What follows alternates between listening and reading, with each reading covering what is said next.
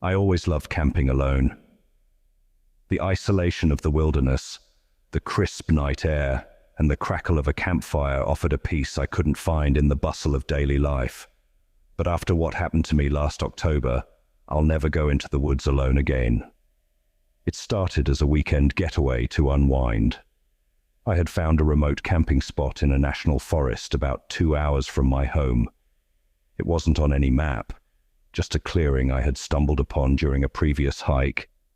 The place was perfect, surrounded by dense trees, with a small creek nearby for water and a fire pit built by past campers. I arrived late in the afternoon. As I pitched my tent, the first unsettling sign appeared: a dead bird, perfectly positioned on a rock near the fire pit. Its body was intact, but its eyes were missing, and its wings were splayed unnaturally. I chalked it up to a predator or the cruelty of nature, and tried not to think about it. By dusk, I had a fire roaring, and the forest was alive with the usual sounds: crickets, rustling leaves, and the distant hoot of an owl. But as the night deepened, those sounds faded into an eerie silence. Even the wind seemed to stop. It was as if the woods were holding their breath. Around midnight, I decided to call it a night. As I zipped myself into my sleeping bag, I heard faint voices. At first, I thought it was my imagination, but then I heard it again. Low murmurs, almost like chanting, carried on the still air. I told myself it must be other campers, though I hadn't seen anyone else during my hike in.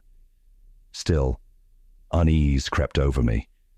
I tried to sleep, but the voices grew louder. I unzipped my tent just enough to peek out.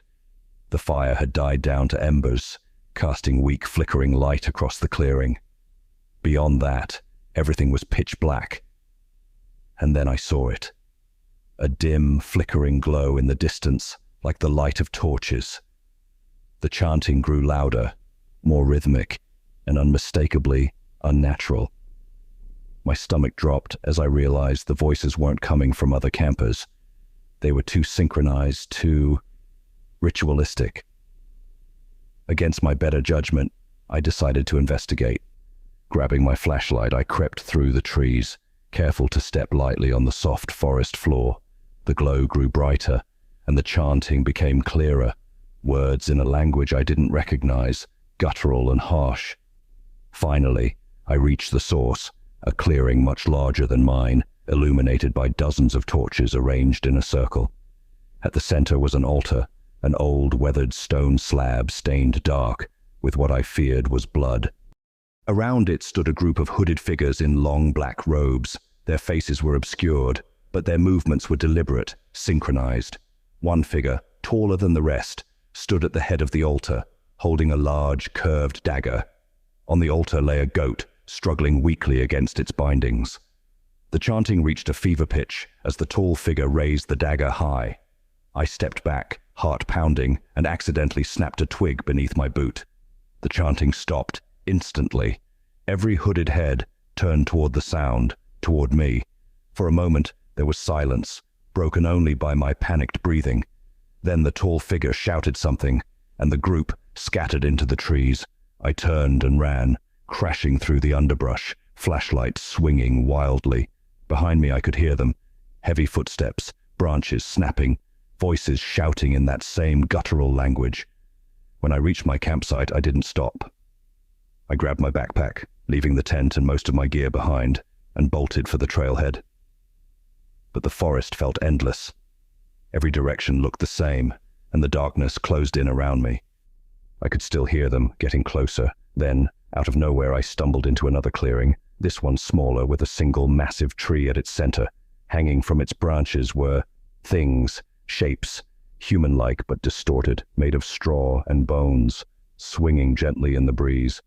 Before I could fully process what I was seeing, I felt a hand on my shoulder. I turned, ready to fight, but no one was there, just the oppressive darkness and the rustling of the hanging figures. That's when I saw the hooded group again, emerging from the trees, torches in hand. They moved slowly this time, as if they knew there was no escape. I ran again, though my legs felt like lead. Somehow, miraculously, I found the trailhead and my car. I fumbled with the keys, throwing myself into the driver's seat and locking the doors. As I sped away, my headlights caught a glimpse of the group standing at the edge of the forest, their torches flickering like eyes in the darkness. I didn't stop driving until I reached the safety of my home.